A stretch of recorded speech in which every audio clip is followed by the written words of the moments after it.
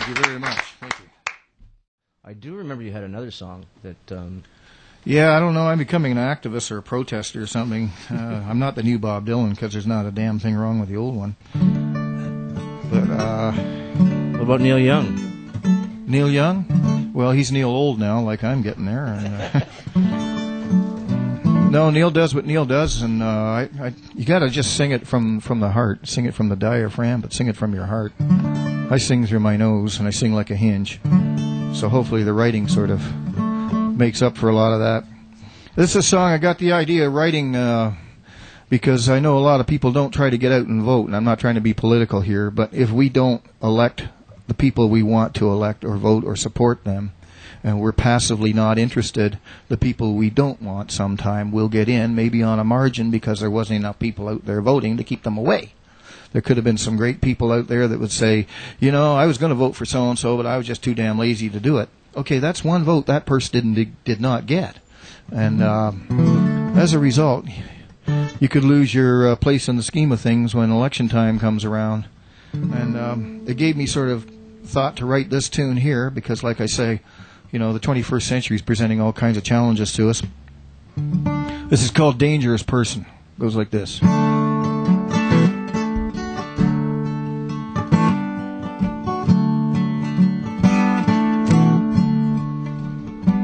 Out in the Mideast, there's a man with beliefs that were made in the hot shades of hell. He rose from the ground to lead the brigade that would smite the white infidel. He lives high in the rocks among eagles and hawks with his rebels, freedom fighters, they say. And with a rifle and sword, they seek the prophet's reward and face Mecca 5 times a day. And his followers drill for the day they must kill, till the dying needs no more rehearsing.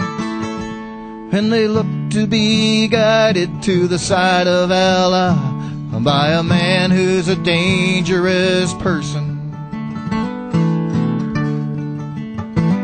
In a dynamite vest, a young boy meets the test of his love for his family dirt poor. And his father has traded his son who'll be blessed for that envelope slid neath the door. We all live and we die for passion or cash, and sometimes the motive ain't clear. Well, the boy bids goodbye in his headband sash, and he embraces this moment of fear. And he slips through the plaza, it's down to the crunch, and there's praying, there's crying and cursing. And below the tall windows where diners eat lunch, the act of a dangerous person. Yeah, dangerous persons, dangerous times, dangerous thoughts from dangerous minds, dangerous reasons for living and dying, and there ain't no telling what's lurking in the heart of a dangerous person. Now there's a man at the White House, he ain't gonna lead, and his heart has failed him before. And some say he stands for power and greed and the avails of another man's war. I see a village destroyed by those men he deployed, but from destruction will come reconstruction. And soon as workers move in and rebuilding begins, and the money is such sweet seduction. 3 men awaken, hostages taken, now the talking could use some more nursing. But when no deal is said, each loses his head, and their boss could be a dangerous person.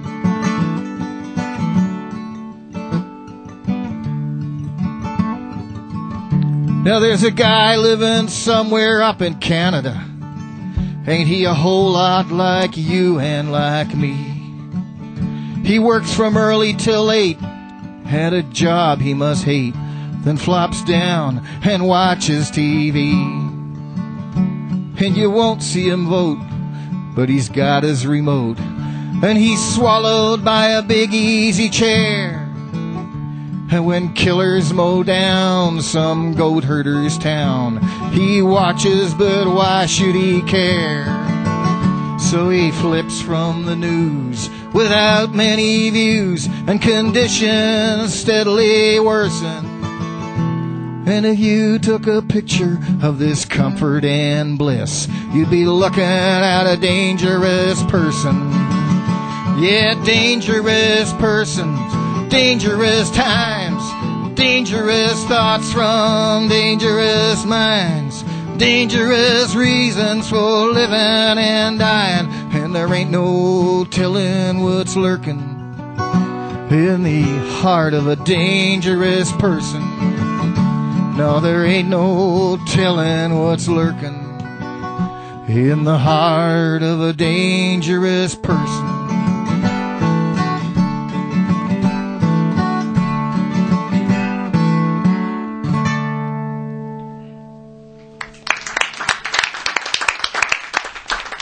We'll be right back.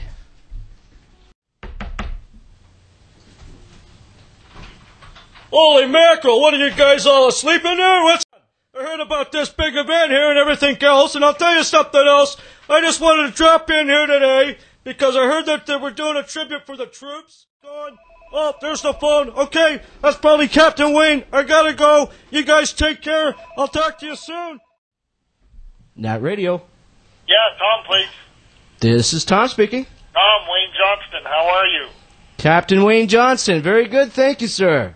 Thank you for calling. I said I'd call. We've had a great time so far, Captain Wayne. And I had mentioned earlier about something to do with the fund you're setting up, the Sapper Mike McTeague Wounded Warrior Fund. And maybe you could explain a little bit about how that came about, Captain Johnson. Yeah, indeed I will. At the end of September, I was asked to go over as an assisting officer for one of the wounded. It happened to be Sapper Michael McTague, a young man that I actually recruited and enrolled. Michael is 20, a local kid from Morelia. And while we were over there, I have to tell you, I'm pushing in 2007, it'll be my 34th year in the military. Without a doubt, the most humbling, emotional work I've ever done. Michael is the miracle kid. He took a ball bearing right through his neck and never touched a vital. We thought he was going to lose his legs. After 2 or 3 days, he wiggled his toes. His father and I cried and hugged one another. Father and I have known one another for 25, 30 years. We were senior NCOs in the infantry together. In any event, while we were there, you know, that the care that our soldiers get is second to none, the medical care. But young men and women today have different expectations probably than you and I, Tom. Yeah. And by that I mean when somebody's in hospital, you know, how do I say it, contemplating what their life is going to be in the future. Wouldn't it be nice if we could get them some things like DVD players, personal DVD players, PCs that'll play games, that kind of thing, to get their minds off the hurt. Mm-hmm. Mr. McTague and I have started up the Sapper Michael McTague Wounded Warrior Fund. In phase 1, what we want to do is exactly that, do the Sony PSP, you know, the one that does the CD, the game player and the DVD player, and, you know, give one of those to each of the wounded soldiers, and ideally have a video library for all the critical care teams across the country. Mm-hmm. So this is so the soldiers. We already got $6,000, which we sent to Germany. I was in Barrie yesterday, and we raised $5,000. But you know, these are small amounts considering the work that needs to be done. Right now, and I have to tell you, we're in our infancy. We're just incorporating. Having said that, we do have a P.O. box, and I'll give it to you. It's P.O. Box 141, Station Brooklyn, BROOKLIN, Whitby, Ontario, L1M 1B5, or they could call me at work. Can you just repeat that again? 6200, extension 5505. Can you repeat that again, Captain Johnston, just so that... 416-633-6200, extension 5505. Excellent. It truly is. This is a truly a noble cause, and I hope, if you're thinking of doing something in the way of charity, think about this. It really merits. These are young men and women that are at a vulnerable time that just need those little things to put a smile on their face. Sure. No, absolutely. What we're looking at doing is getting a DVD library. So we're talking about 15 DVD libraries. Right. There's about 15 critical care teams, including Germany and Afghanistan. Those kind of goods are great as well. DVD players, CD players. Ideally, the Sony PSP, the handheld one. Right. I'm told that's the one that all the young fellas like these days. Have you had any corporate help yet? Indeed, actually, well, I wouldn't call it corporate, but while we were in Barrie, the bank manager of just the little local branch said to the folks, whatever you raise today, I'll match. So, I don't know if that's corporate, but the Bank of Montreal, a small little branch, like all these grassroots things, I mean, we've only been going, in all fairness, Tom, short time. For about the past 3 weeks. So we're working on that. But Wow. if there's any corporations out there that want to pony up, just phone me. Okay. Well, I'm going to spread the word, and anything that I'm sure our listeners can do, Captain Johnston, will help you as well. You've taken Captain Johnston's information. You can also get in touch with us here at natradio.com, info@natradio.com. If you'd like any more information on the Sapper Mike McTeague Wounded Warrior Fund, please do get in touch, and we will be happy to set you up with Captain Johnston. Captain Johnston, thank you for calling today. Well, thanks for the opportunity. You're welcome, sir. Cheerio. Keep up the great work. Bye-bye. Bye. Now we have a special treat for you. This is a youth singing company. They've come all the way from Newmarket here to downtown Toronto because they're 15 years old to 21 years of age, and this is our youth. And so, that's what I was saying earlier. We have representation from all age groups here today that are showing their support for our troops, and it's really, really is good to see from a vantage point of, if you were to read the media and believe everything you're hearing in the media, most Canadians are not supporters of our troops. You would think through what they try to portray to us. But my feeling and my understanding of Canadians and of the support for our troops is quite the opposite. I think there's a huge support. I think actually, Tom, they had a great discussion on the CBC this morning about this very issue, and I think there's a difference between supporting the troops and supporting the policy of the government. And I think most Canadians, the vast majority of Canadians, support the troops. Although we may, differ about whether the policy that the government is pursuing is the correct one. And I think I think we need to make, one of the things we're fighting for when we do fight is freedom of speech and the freedom to debate the issues of the direction of the country.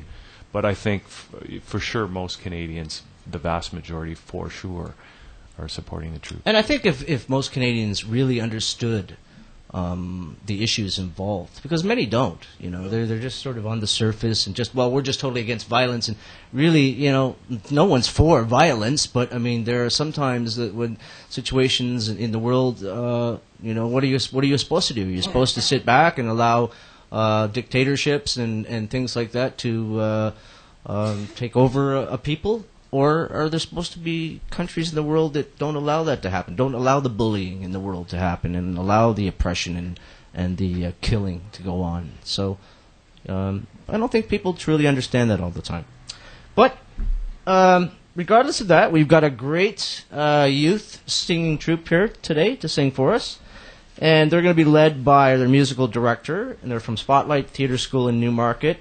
Musical director Kathy Solluch, and featuring, I guess, is it Liza or Lisa? Liza Masingbird, Rachel Melenda, Stacey Campbell, Chris Cullum, Bridget Cullum, Jordan Till, and Alina Esmail. Is there anyone I've missed out? No? Everybody's there? Awesome. And they're going to do a couple songs for us today, bringing us through the bygone times and up into present day. So I think they're going to do, first of all, Chattanooga Choo Choo. Is that correct? So, ladies and gentlemen, the Chattanooga Choo-Choos, starring the Spotlight Theater, led by musical director Kathy Solluch. Take it away, troupe.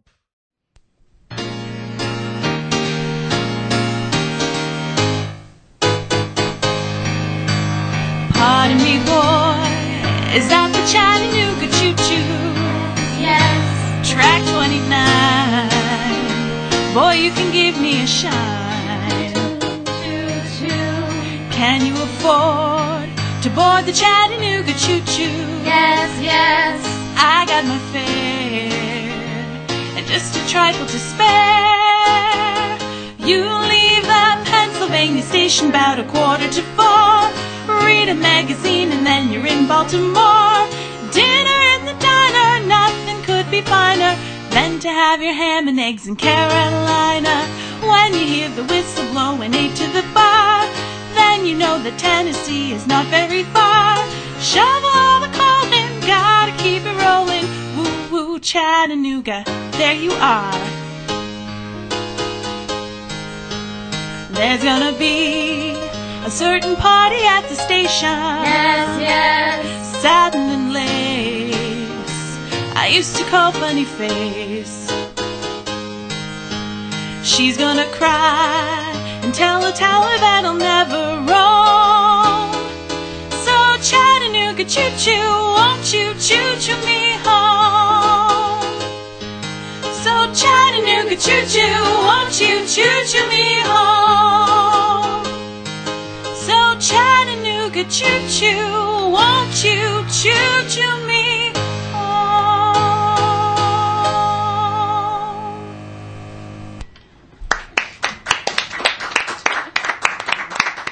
Awesome. And stay up there, girls and guys. Before you do your next song, though, I wanted to just ask a couple of questions. Kathy, I guess you're the leader of the group. Okay. I'll put you on the spot. I just want to know, I was curious, what, I threw it was thrown out there for anyone that would like to take part today and show their support for our troops. And, I'm always curious to know what drives people and what drove you guys to be so enthusiastic about wanting to come in today, which you all were. Well, these guys just love to perform for people, and they really support the troops over in Afghanistan. And actually, Liza has something that she'd like to read. That's a tribute that we've done to the troops. And is this something you guys wrote, or? I wrote it, yes. You wrote it? Yes. Okay, Liza. How can we live up to the expectations of the men and women who have and are giving their lives for Canada and future generations? It has to do with unity. That unity of Canadians in wartime enables all of us to enjoy freedom. Remembrance Day is a day where we remember some of the darkest moments in human history, but also some of humanity's greatest triumphs of strength and spirits. Of course, 2 minutes are not enough time for thought and reflection to remember those brave men and women who volunteer for the cause of freedom and peace. It is up to us to ensure that their dream of peace is realized, and it is our responsibility to work for the peace they are fighting and fought hard to achieve. Awesome.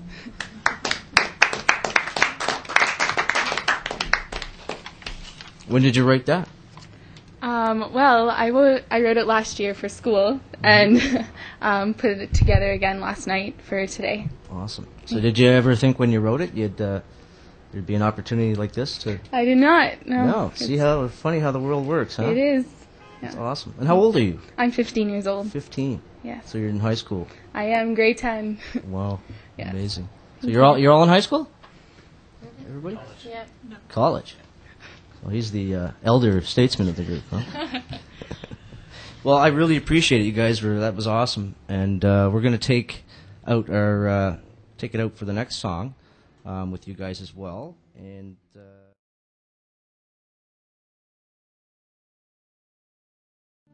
all you have to do is just turn on CNN and watch the imagery. You can be deaf and still see what's going on.